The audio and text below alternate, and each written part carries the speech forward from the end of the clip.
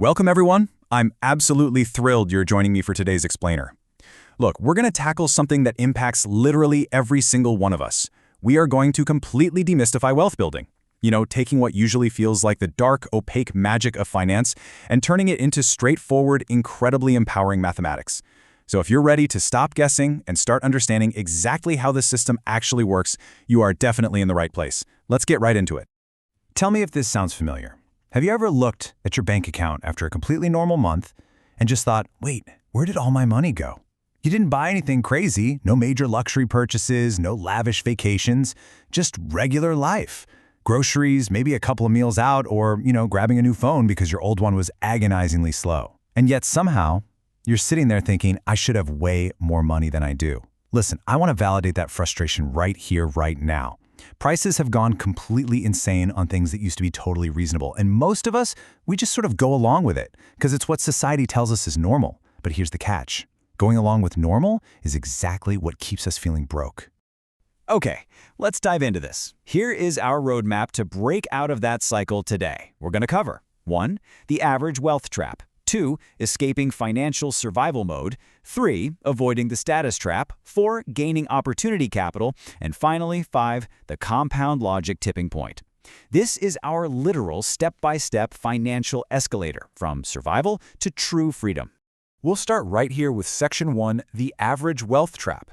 And guys, I need to be totally upfront with you about this. Living the average life in today's world, it's actually a mathematical guarantee of financial failure. The numbers brilliantly illustrate exactly why this happens. So the median individual income for a full-time worker before taxes is about $52,000 a year. But meanwhile, the average American household spends about $67,000 a year. Look at that gap. If you are a single earner or a family relying heavily on one primary income, the math literally just does not work. This uncomfortable reality forces so many people into living paycheck to paycheck, just sort of crossing their fingers and hoping everything works out, with absolutely zero room to save for the future. And because of that massive gap between what's coming in and what's going out, people naturally turn to debt. Right now, the average person is carrying over $9,000 in credit card debt. At a typical 20% interest rate, you're throwing away $1,800 every single year just on interest payments. Think about that for a second. You aren't buying goods, you aren't buying services with that $1,800. You are just making credit card companies incredibly rich while keeping yourself completely trapped in the cycle. Which brings us to Section 2, escaping financial survival mode.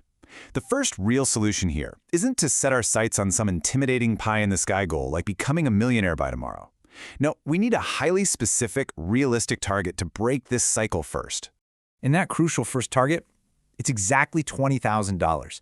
Most financial gurus totally miss this stepping stone entirely, but hitting 20 grand is the first threshold that completely transforms your psychological relationship with money. We call this walking away money. It represents roughly 3 to 6 months of living expenses. See, when you have zero savings, your brain operates entirely in survival mode. Every single decision you make is filtered through fear and scarcity.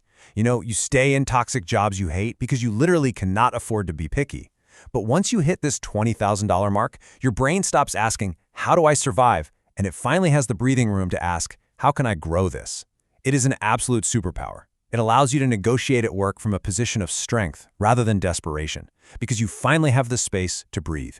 But naturally, to actually reach that 20K and beyond, we have to navigate Section 3, avoiding the status trap. We have got to stop falling for the societal lie of consumerism that tells us we need to treat ourselves with debt.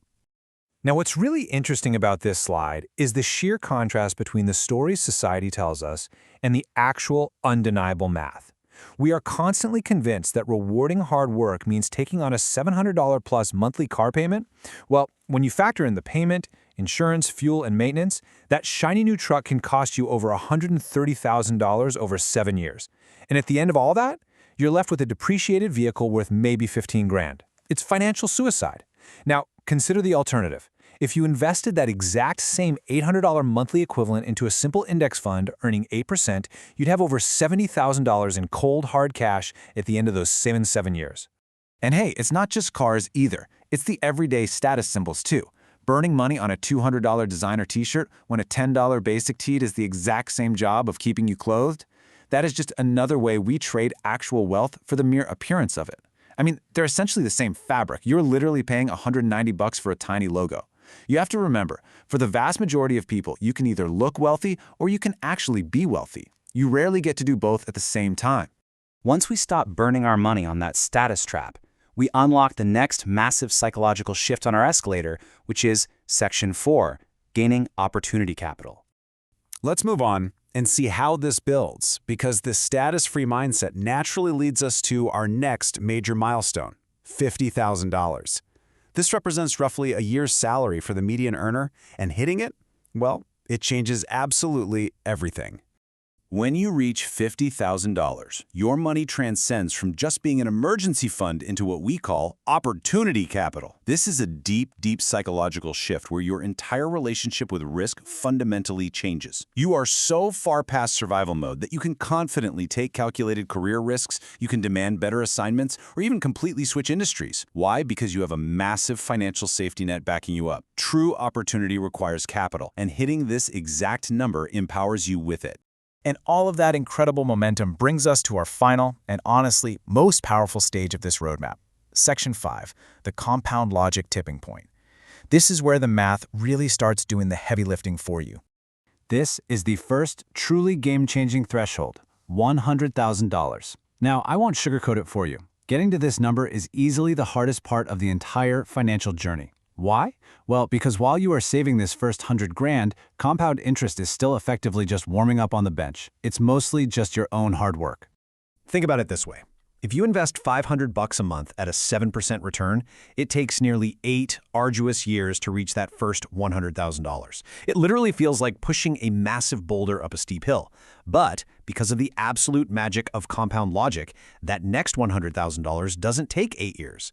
It only takes about 5 additional years. The boulder is finally rolling down the other side of the hill, and it's accelerating your wealth faster than your actual physical labor ever could. And if you just keep letting that compound logic work, the payoff is staggering. By the time you hit $400,000 invested, your money is earning roughly $28,000 a year for you.